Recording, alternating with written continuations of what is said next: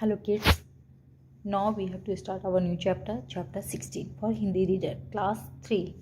Chapter name is तुलसी मना लाई बादल. ये कहानी है, स्टोरी है तुलसी मना लाई बादल को. ये एक स्टोरी है जो आप सबको रीड करनी है और समझनी है.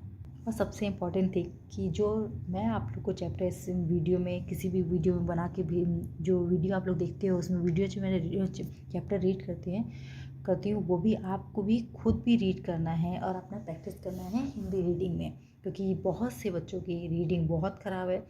और मैं बीच बीच में आप लोग का वीडियो मांगूंगी जो आप लोग को चैप्टर रीड करते हुए मुझे भेजना है. इसीलिए आप लोग कंटिन्यू इसको ध्यान से सुनिए, एक एक वर्ड को अच्छे से पढ़ेंगे. चलिए हम स्टार्ट करते हैं. एक गांव था, उसमें एक लड़की अपनी माँ के साथ रहती थी. उसका नाम था तुलसी. एक बार वर्षा मतलब बारिश का समय आ गया, किंतु वर्षा नहीं हुई. गर्मी में सब तालाब, कुएं आदि सूखने लगे.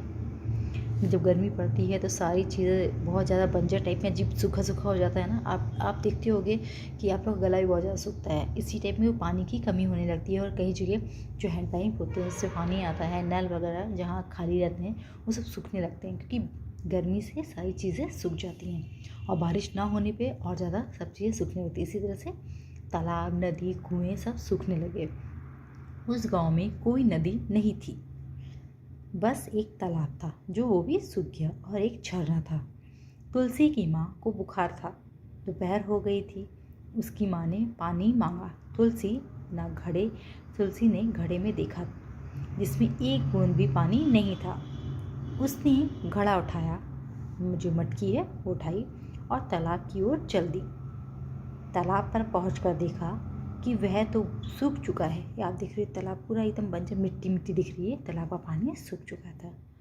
तुलसी सोच में पड़ गई कि अब क्या करें. माँ को बुखार है, उसे प्यास लगी है, बिना पानी के घर कैसे जाए. बच्ची वहीं सोचने लगी. तुलसी जो बच्ची थी अपनी माँ के बारे में सोचने लगी कि मम्मा को बुखार है और वो बिना पानी के कैसे रहेगी, और मैं बिना पानी के घर कैसे जाऊँ. बस एक ही रास्ता था, झरने से पानी लाया जाए. पर झरना बहुत दूर था. फिर भी अपनी माँ के लिए पानी लाने नन्ही तुलसी झरने की ओर चल पड़ी. झरने पे पहुंचकर उसने देखा कि उसका भी पानी सूख चुका था. जो झरना जो पानी है पहाड़ों से बहता हुआ जाता है वो भी सूख गया था. उसका यहाँ का पानी भी सूख गया. बस एक स्थान में बूंद बूंद जगह पानी टपक रहा था. हल्की हल्की बूंदे, जैसे आप लोग देखते हो कोई कोई नल में भी एकदम जैसे नल आप खुला छोड़ दो तो हल्का हल्का लास्ट पे पानी निकलता रहता है, एक एक बूंद. उसी टाइप में उसी झरने में भी एक एक बूंद पानी निकल रहा था. तुलसी ने घड़ा उस स्थान पर पानी के लिए नीचे रख दिया. फिर वह उसमें पानी भरने का इंतज़ार करने लगी.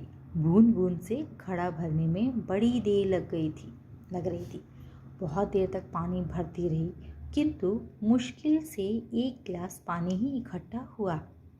गर्मी के कारण उसका बुरा हाल था. उसे भी प्यास लगी थी, परंतु उसे माँ के लिए पानी ले जाना था, इसलिए एक बूंद भी पानी नहीं पिया. तुलसी घड़ा उठाकर घर की ओर चल दी. एक कुत्ता मिला. वह जीभ निकाले हाँफ रहा था.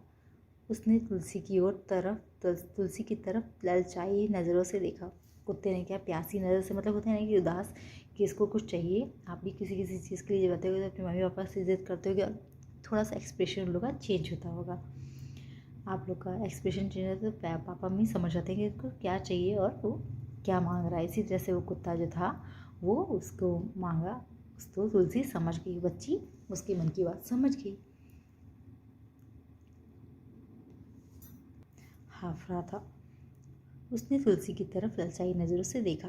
तुलसी समझ गई कि कुत्ता प्यासा है. उसने आधा पानी कुत्ते के मुंह में डाल दिया. आप देख रहे हैं पानी पिला रही है अपने मटके से. उसके पास एक ही गिलास पानी था. उसने क्या किया, उस कुत्ते को भी आधा गिलास पानी पिला दिया. बचा हुआ पानी लेकर तुलसी घर पहुंची और अपनी माँ से बोली, माँ उठो, पानी पी लो. माँ ने तुलसी की ओर देखा और बोली, बिटिया रानी, तू पसीने से लथपथ हो रही है। गर्मी के मारे तेरा मुंह लाल हो रहा है। क्योंकि वो इतनी दूर गई थी झरने के पास, जो बहुत दूर था घर से और तालाब से, तो वो थक गई थी, उसका चेहरा पूरा सूख गया था। इतना दूर चलने से तू थक गई है, पहले तू पानी पी ले। माँ की बात सुनकर तुलसी बोली, माँ बस आधा गिलास पानी है, तुम्हें बुखार है, तुम ही पी लो। अच्छा, आधा पानी तू पी ले, आधा मैं पी लूँगी, माँ ने कहा। इतने में बाहर से आवाज़ आई, अरे भाई कोई थोड़ा पानी पिला दे, प्यास से मर रहा हूँ। नन्ही तुलसी दौड़ी दौड़ी बाहर आई। उसने देखा एक भिखारी पानी मांग रहा था। उसने अपनी प्यास की परवाह नहीं और अपने हिस्से का पानी भिखारी को पिला दिया। उसका दिल बहुत अच्छा था, बहुत बड़ा, और वो उसने अपना जो उसकी माँ ने आधे गिलास में भी आधा पानी जो तुलसी को दिया था, उसने वो पानी खुद ना पीकर भिखारी को पिला दिया। पानी पीकर भिखारी जैसे ही गया, तुलसी का घड़ा लबालब पानी से भर गया। आकाश में काले काले बादल छा गए। झमझम झमझम बारिश होने लगी। गांव का तालाब पानी से भर गया। झरने से झरझर पानी बहने लगा। तुलसी ने जी भर पानी पिया और बारिश में नहाई। शायद ये नन्ही तुलसी की दयालुता का ईश्वर की ओर से पुरस्कार था कि गांव से रूठे हुए बादल भी मान गए और उस गांव में खूब वर्षा की।